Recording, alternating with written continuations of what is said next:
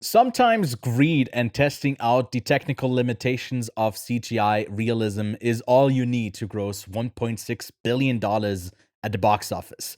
And Disney continues their slop of live action remakes with the 2019 remake of 1994's The Lion King that pretty much got everything wrong that was possible to get wrong, and then added a bunch of Pumbaa stinky farts on top of it.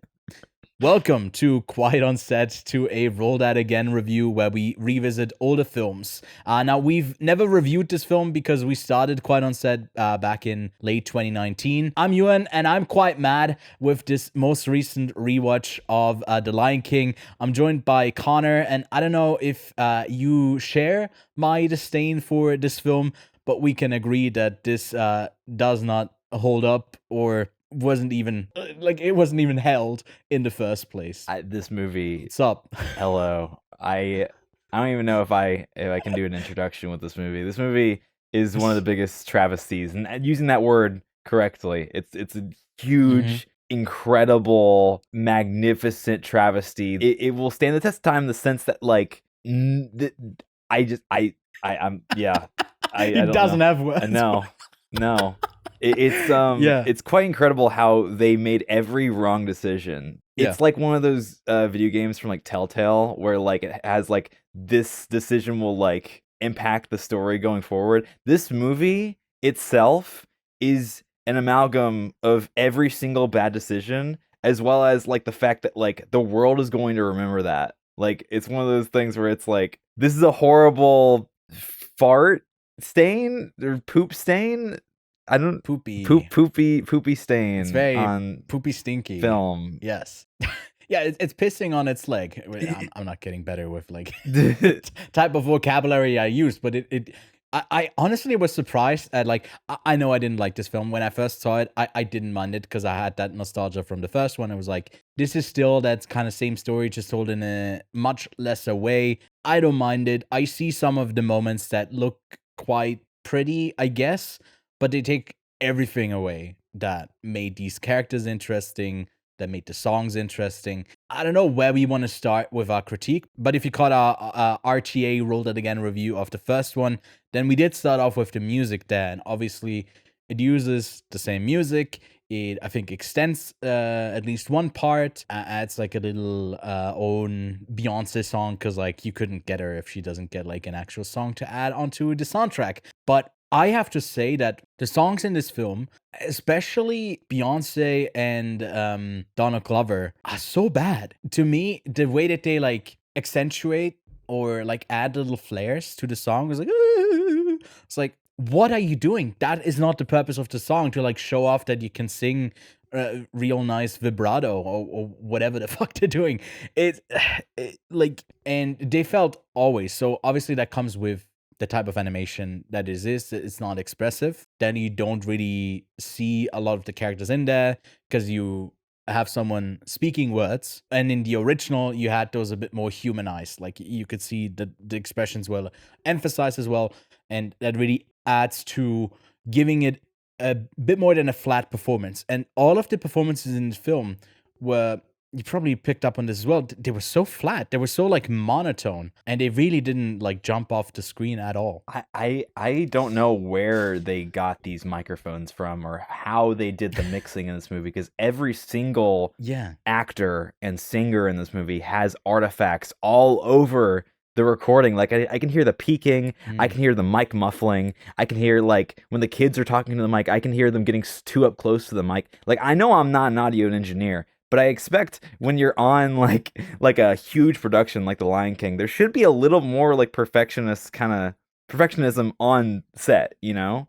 Especially in comparison to that original film. Like we mentioned in that review, all the actors were so passionate about their work that the animators were like actually making the movie alongside them. They were like basically guiding each other in the process. So like they put so much effort into the voice acting and into the sound design for that movie. So to see a movie like this not really care about that, not really be perfectionist in that way, or at least in a way that's actually like artful, and like you said, like the music with like Donald Glover and like Beyonce and like the other singers, like they're not good. Like these flourishes that they try to do. I respect these artists, obviously. I think Donald Glover, I really like his music. I really like Beyonce's music. For some reason, Chance the Rapper's in this movie. I'm not gonna mention his music because I'm not the biggest fan. These artists, they don't come together in a way that at all resembles what does resemble in the way that they're like, using the same writing, or whenever they add a song, they're still like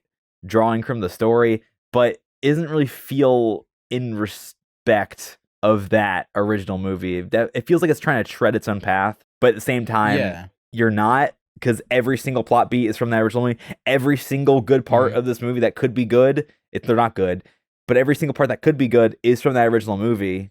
It's like, what are we doing? The foundation's there, and you just chat on it all over it. What to me was really outstanding is that there's one specific scene that I resonated with the most in the first one, right? The like, he lives in you type thing. And I know that like John Carney is a great actor in like the other stuff he's in. I think that's more, again, I think it's more a technical problem, but the way that he leads, he reads the line, he lives in you, it's almost like he's rushing, but it still feels slow. Like, there's something about this film where every scene just feels like they hit the points of like, this came before and we're aware of it. And it feels like a bad theater adaptation of it. And we just all recorded them kind of rehearsing their lines, and that's the final movie. Obviously, like, then you got the super crazy, like, riffing that they do on some of the songs that also don't fit, because they would work if you do it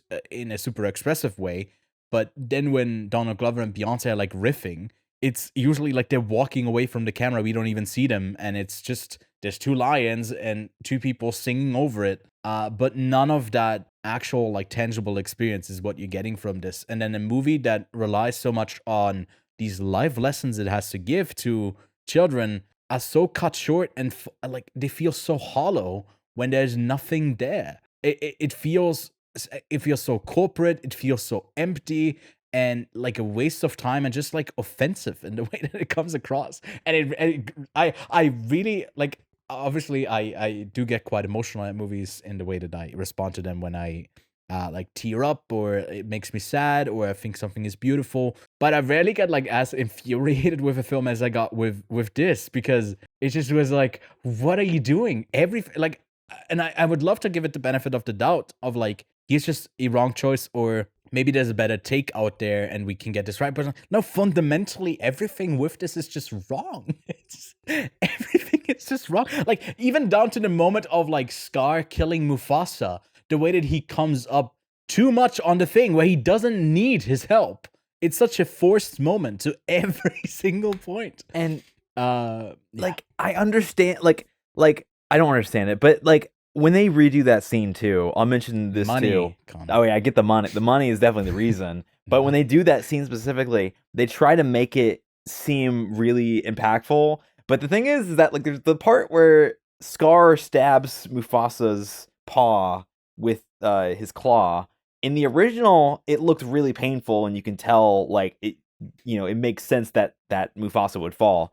But in this, it's like it like paws him like a cat. Like, it's like not even like at all like like impactful. Yeah. It's like you're trying to go, and I'll mention this too. This is a big thing I hate about this movie. Jon Favreau really, really wants to make a nature documentary for some reason with fake things. That a nature documentary does not feel like nature, which is so odd to me, because he mentions in one of the behind the scenes featurettes for the movie that one of the reasons why Rafiki doesn't have a staff is because it would be unrealistic for a monkey to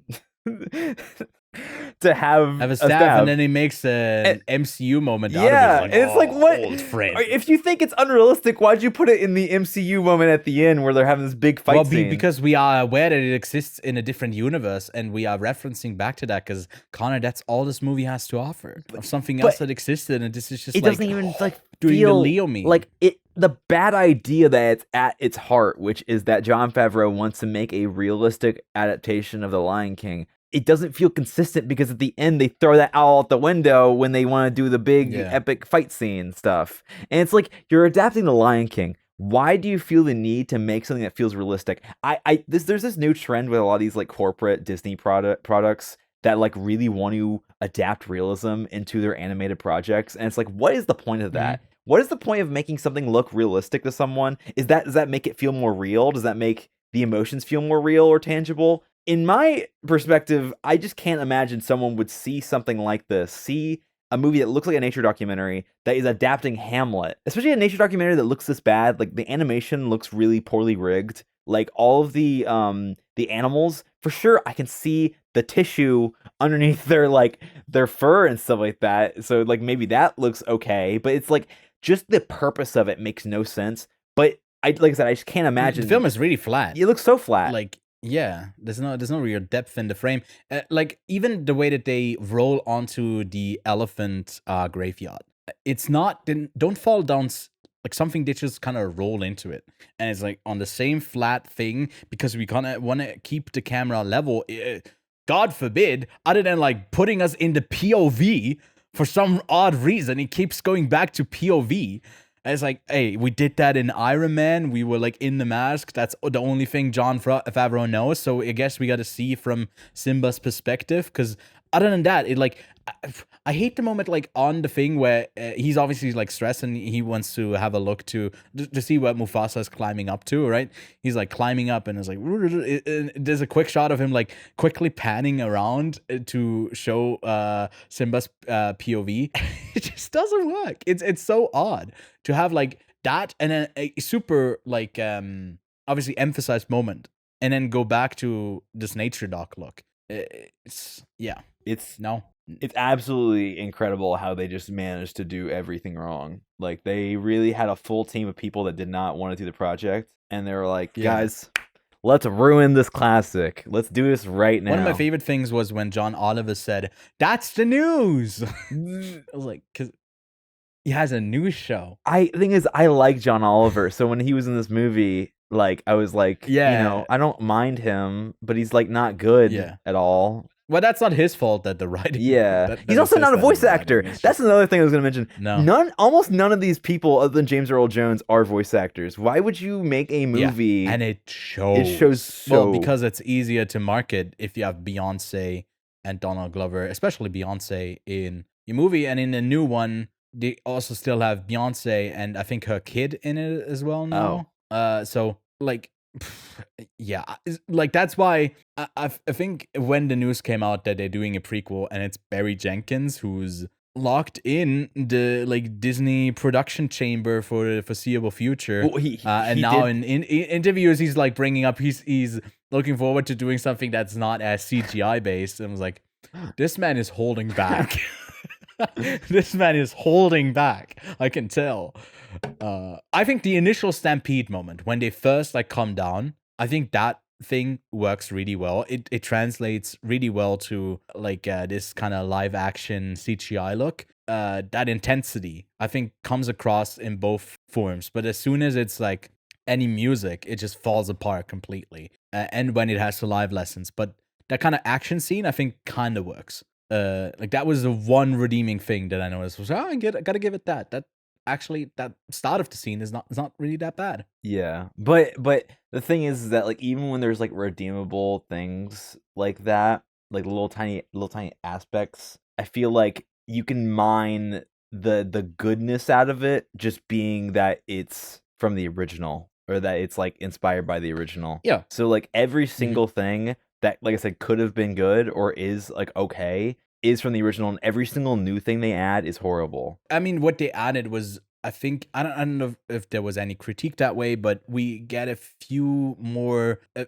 lines to a couple of like female cast members. Like one of the changes is that Nala walks back with him immediately instead of like just walking like with Timba and Pumbaa catching up with him. I think to me one of the important moments that he takes off by himself is like that he now is led by the sort of drive to fix his mistake and he's chasing something again in his life, and that to me is like really important that he has still that really juvenile mind that until the end of the movie he's not really grown as much as a person yet. I feel like we're just on the verge of it, which I think a continuation of the story could have, if it wasn't directed DVD, the original could have held like some interesting, like I don't know, could have been quite interesting. They never really. I haven't seen the like directed DVD ones, but I assume they're not they're not that good. It changes it here and has basically the backtrack of the Beyonce song to add to it. What's Mufasa's like the queen, his wife, a couple more voice lines and a couple of shots back while they are like out with Timba and Pumbaa to kind of show what's going on there. But yeah, those parts of like that final conflict are to me in the original also the weakest parts of it. And when you just focus more on that in this story, then it's like, okay, well, he's just focusing on something more that I wasn't really interested in. Yeah. What else is there? It's just really bad, and you shouldn't see this film. And obviously, a lot of people have, and I feel sorry for collectively all of us. I would feel wrong if I didn't mention how bad Seth Rogen and Billy Eichner are as oh yeah, Timon and Pumbaa, Timon and Pumbaa. Oh my god, this movie is screwing me over. They are horrible in this movie. I'm kind of stressed out about that new one because apparently they're like narrators or whatever, and I don't want to hear their voices anymore because I feel like they annoy me so much in this movie that like I can't imagine them being even more annoying. Like Billy Eichner, like he's fine, like in general, but in this movie for some reason he just irks me. Like I don't know what is his deal. Like the original Timon and Pumbaa are, you know, they're written as pretty, you know, immature like characters that, you know, even though they have moments of maturity at first when they find Simba, like the way that they raise him is a sort of like, you know, life is life and just like live your life with whatever you're given, and just kind of like, you know, just make do. But in this movie for some reason they feel a lot more like degenerate. They feel a lot more like the thing is, I think because I watched them back to back, there's a couple of slight changes that they make, and obviously in the remake they talk a whole bunch more. To me, what it comes down to is that what we praised about the original is that it kind of meets kids at eyes level of like not looking down on them and not feeling the need to constantly wink at the audience at what's going on. And they do that with those two, where it feels oftentimes, even if the dialogue is similar-ish to the same, the way that they perform it, it feels like it is totally aware of the previous reception of the first one, and they're doing a performance of something that we already know. And that's like a lot of this movie feels like that, and that takes so much away from it that it feels like hollow. It doesn't really have a soul. Like and you just add the look on top of it, and what's the just, point? There's nothing left. What's the point? You know? Yeah. Like I don't know. They are really, like you said, that's a pretty good exemplification of why this movie is so bad, because it feels the need to retread so much of the original while also trying to do some things that are new, but inherently like what people are ultimately coming to this movie for is that sort of like retread. And so it's like when they do stuff like that, when they do fourth wall breaks, and they do all these things that feel so unnecessary, it makes it so connected to that original that even if it wanted to be its own thing, I remember seeing Jon Favreau being like, yeah, like you can still watch the original and like watch this new one and like appreciate the new one like in a different way. Like you're revisiting it in a different way. But like no, it's just I don't see how anyone could get anything different from this movie. Like maybe like that it's bad, but like I don't see how you can like get any other messaging or anything else from this movie that you wouldn't get from the original, but better. I don't know. To me, one of the funniest things was because what I think I forgot to say in our initial review is that the camera movements in the original are like such like slight push-ins, and they're really subtle. Like they work quite well. They feel like they are crafted in a way that is like storytelling first and not immersion in whatever the fucking whatever we're setting up here in the CGI like, you know, documentary type-ish look. There's a slight little Dutch tilt that they do at the end right before Scar is killed by the hyenas that had like I busted out laughing. I was like, Favreau thinks this is like the biggest thing right now because he's like tilting the camera in this totally like documentary-ish look there was like the authenticity, right? He gave the stuff to Rafiki, and now he's tilting the camera at the end. Because I don't know if you knew that, Connor, but the Dutch, like that whole, it felt like the meme of someone being like a film bro or like a film student and telling you about the Dutch angle. He does. The way that he used it in the film, and like I don't know, I didn't know that you could do that in a movie, and he did it. It felt like lecturing. It did feel it did feel like he was a big like film bro, but in like the worst way, where you can tell he's only watched these huge, like really strict like blockbuster movies where he hasn't really seen anything specially done with the camera. Like obviously everyone thinks that like Jon Favreau's like best movie is Chef, but even then that movie looks like a TV show. Like it doesn't look that interesting. Like I'm okay with that movie. The movie's fine, but it's like the guy's never done anything like really like creative, at least in a way where it's like been apparent. Like of course like Iron Man is like pretty iconic undeniably, and especially for like starting that whole MCU. But like I don't know, I have a disconnect between what he thinks is like actually worth adapting in a visual medium, because he just does not really understand what's important in that sense. Like he's very dependent on getting something made and done, and not something that actually he's proud of. He wants to get it done in a factory reset kind of way. Like this movie feels like a poorly refurbished version of the original, just kind of sold at like a higher price. Yeah, I mean it's a type of thing that when we now use AI prompts and we refer something real into it, and how it kind of gets it wrong in a really odd way, it kind of looks maybe that there's something that still resembles the first thing. Like that's kind of how I would describe how it makes me feel, the same way that it feels like when I look at like these kind of AI generated things that are trying to like a reference of something else.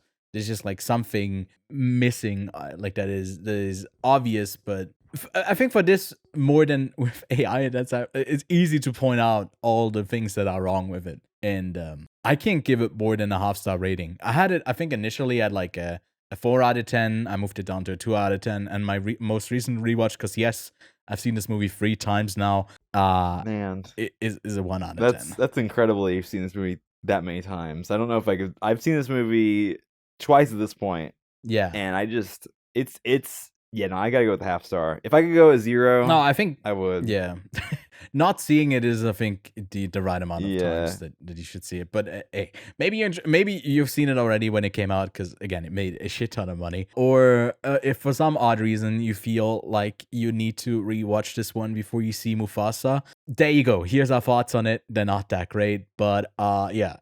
Go see better films. We haven't seen Mufasa yet, so I'll hold my judgment, but I won't hold my breath for that one to be good.